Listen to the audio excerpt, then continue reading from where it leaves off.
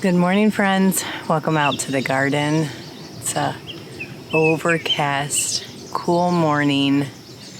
What is today's date? July 20th. So I've been doing a lot of things in the garden that I haven't quite shown you guys. I do have a couple chores to do this morning that I'm going to share with you. But I was looking at I should start with welcome to that 1870s homestead. If you're new here, my name's Rachel, and we live in Southeast Michigan. And I was just checking, when did I feed my tomato plants last? And I used those Job's fertilizer stakes for the first time this year. And I think I assumed that they were like a slow release fertilizer that would last the whole season. I'm glad I researched that because they actually only feed the plants for 8 weeks. So I went ahead and ordered some more so that come August 1st, because it was June 1st when I fed them last. They don't look like they're suffering by any means, but I want to make sure that I feed them again come August 1st. So we will do that. I just have a lot of things to check on, and I thought you guys would like to see how things are doing too. I'm kind of wondering if some of my cabbages aren't ready to harvest.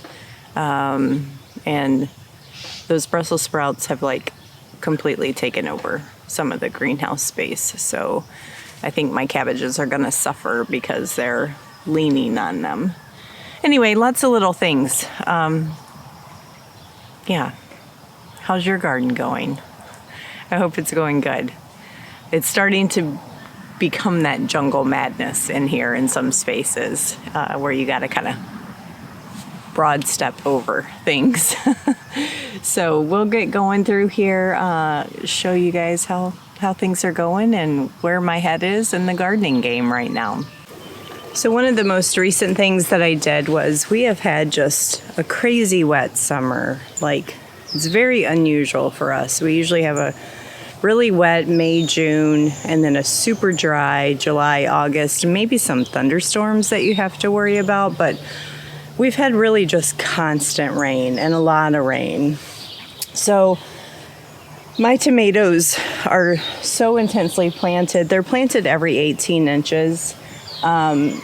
And I went through here and really thinned out a lot of branches just to help things dry out. And I'm so glad I did that. I've never had to do that before. But I started finding mold at the base of plants where it was very much suffering. So you probably see that if you've been following closely enough since my July garden update, how much thicker the plants looked.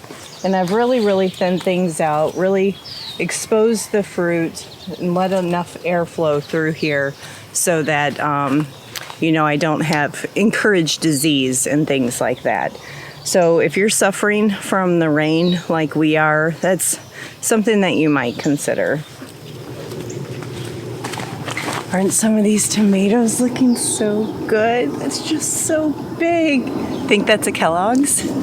I sure hope so. I can't wait. Just beautiful, beautiful, stunning tomatoes. And there's my airplane. So the fertilizer that I'm going to be using on these, they're Job's Spike. And I believe, if I remember right, it's an 8:16:8 NPK ratio. So obviously they've worked really well, giving the plants what they need to produce good fruits. I have a little basket of tomatoes. I'll tell you, I forgot to pick these up yesterday when I thinned them out, and I accidentally knocked off a set of green tomatoes when I was thinning them. So picked those up. You're going to notice a couple of the ones I picked aren't quite fully ripe. I'll just set them on the counter and they'll finish ripening. But isn't that a beautiful San Marzano? Just absolutely gorgeous. And then 2 Romas or Amish paste. And some cherries. And I picked, this is a very intimate moment for me every year in the garden, so I rarely share it in a video, but because I probably look like someone who likes food way too much. But I picked my first Cherokee purple tomato yesterday afternoon and had my first tomato sandwich of the year. And it's just such a special moment for me. So anyway, just something to think about with respect to tomatoes. Double check your feeding cycle and thin out if you've got very crowded leaves, if you're in a very moist condition for this growing season, to help air things out. Now we need to head over to the squash and zucchini growing in the straw bales. I need to do something similar over there. What I'm doing is I'm just pruning the zucchini and squash plants, taking off the vines or the major leaves from the lower part of the vine. I'll rewrap it with squash borer prevention tape. And if you guys don't know what that is, I'll link that video here in the iCard or put it in the description where you can find it. And then I'm just thinning out crossing branches and things like that for the same reason, airflow. Powdery mildew is upon us. It's not here yet affecting my plants, but if I don't keep these things thinned out as they really expand, I'm just inviting the situation.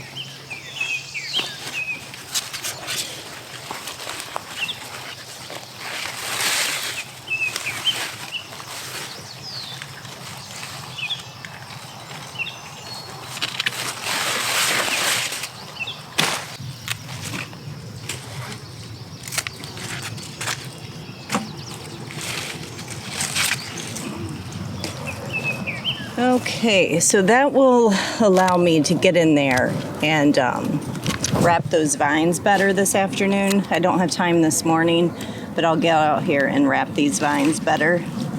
And squash bug season's not quite over, so we don't want to chance it.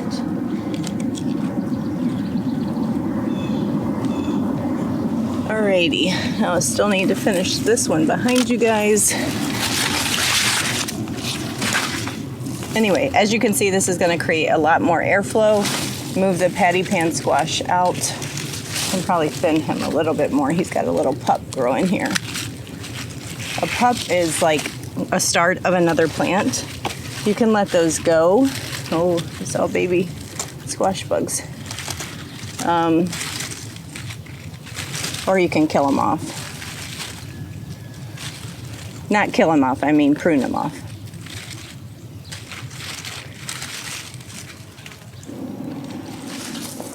Alrighty, that's that. Anyway, where are you guys at? Hi. I am just doing this for prevention, really. And how much it prevents anything, you know, it's powdery mildew comes. It's just part of growing, and you know, and it's very, very hard to prevent, but we can help, I should say.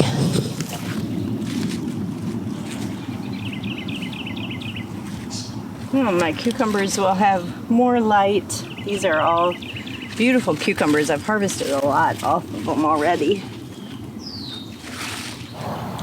I can't decide what to do here.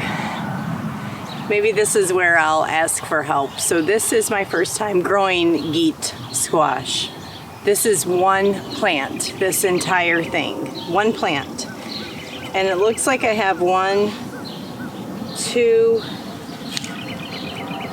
main leaders, but one of them has put off like a whole nother plant. And I really want to get a squash, and I'm not getting any female flowers, and I think it's because it's just too stressed. So we're just going to make an executive decision.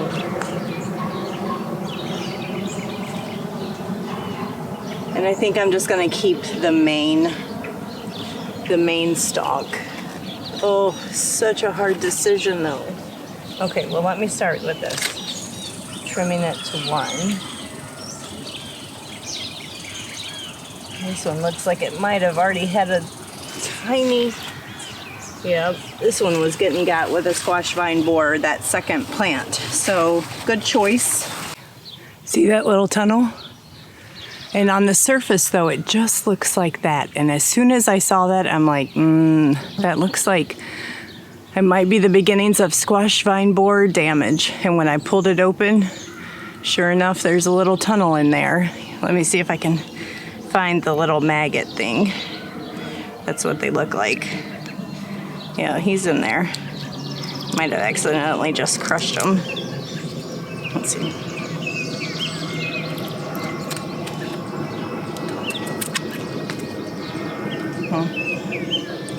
Yep, he's in there. There he is. Hopefully he's coming out. You guys can see him in there. A little white worm. Okay, I pulled him out further for you.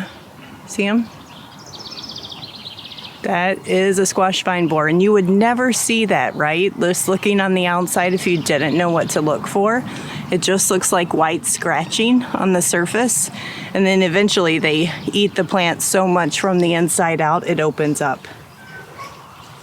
So, and why did I have that? Because you guys know I taped my squash. Well, that was one of those pups, a second plant that started growing off of itself, and I didn't get in here and wrap where that second stem started. So let's look down here and see if there's any other telltale signs. So I probably need to get in here and just do some more preventative wrapping, because it's really important to me that I get one of these plants. And I need to go back and look where everywhere else off this main stalk another plant is growing. And if there is squash bugs, squash vine borers, cut them out or get it wrapped before they attack.